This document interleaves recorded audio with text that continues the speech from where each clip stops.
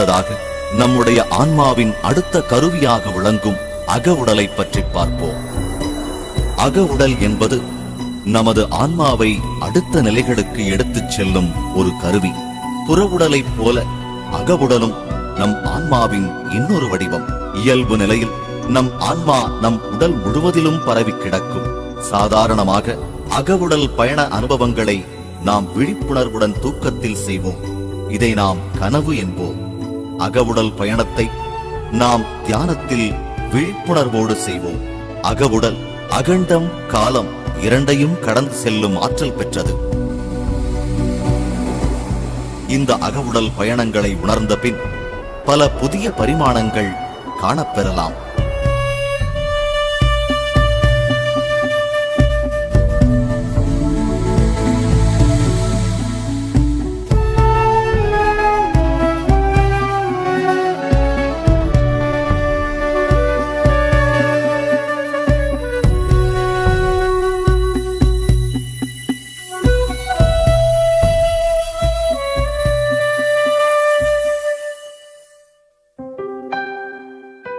தியானத்தின் மூலம் நாம் அபரிவிதமான பிரபஞ்ச சக்தியை பெற்ற நிலையில் நம் உடலில் பரவி கிடக்கும் அகவுடல் ஒரு புள்ளியை நோக்கி பயணம் தொடரும்.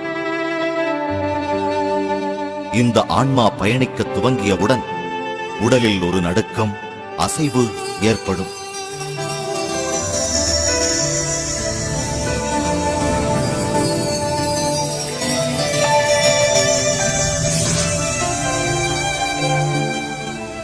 நம்முடைய உடல் பறப்பதைப் போல் உணர்வோம். நம்முடைய கை கால்களை உணர முடியாது. நம்முடைய உடல் இறகு போல லேசாகிப் போகும். ஆன்மாவின் அசைவுகளின் அனுபவங்களை நம் உடலின் வெவ்வேறு பாகங்களில் பெறலாம்.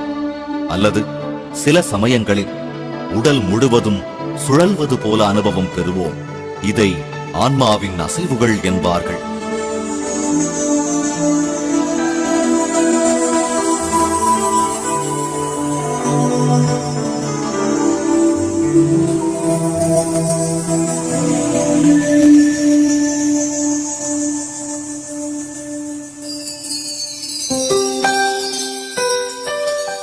நாம் அதிகமாக தியானிப்பதன் மூலம் அதிகமான பிரபஞ்ச சக்தியை பெறலாம்.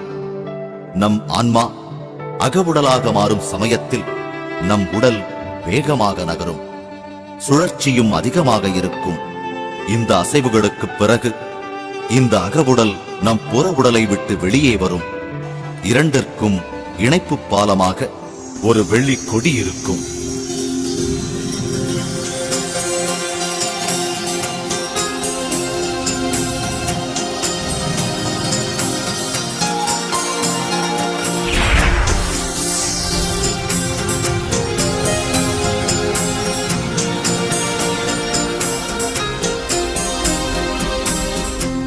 இந்த வெள்ளிக் கொடி என்பது துரிதகதியில் செயல்படும் உள்ளுணர்வு.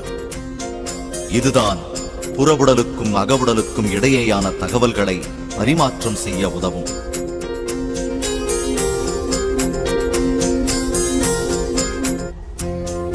இதை வைத்துத்தான் நம் ஆன்மா பயணம் செய்யும்.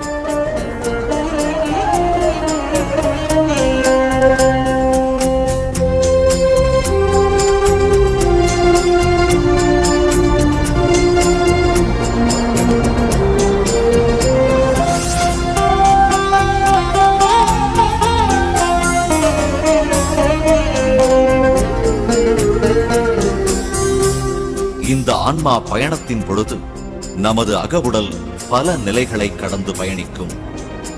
நிலம், நீர், நெருப்பு, காற்று, ஆகாயம். நமது அகவுடல் தங்கு தடையின்றி வேறு பரிமாணங்களுக்கும் பயணம் செய்யக்கூடியது.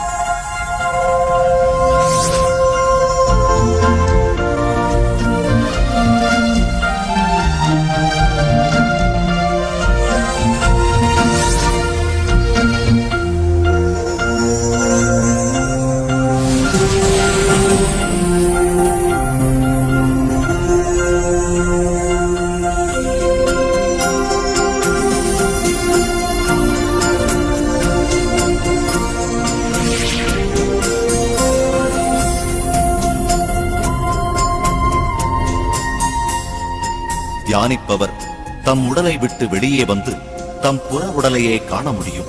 இதன் காரணமாக நம் புரிதலின் தன்மை அதிகரிக்கும்.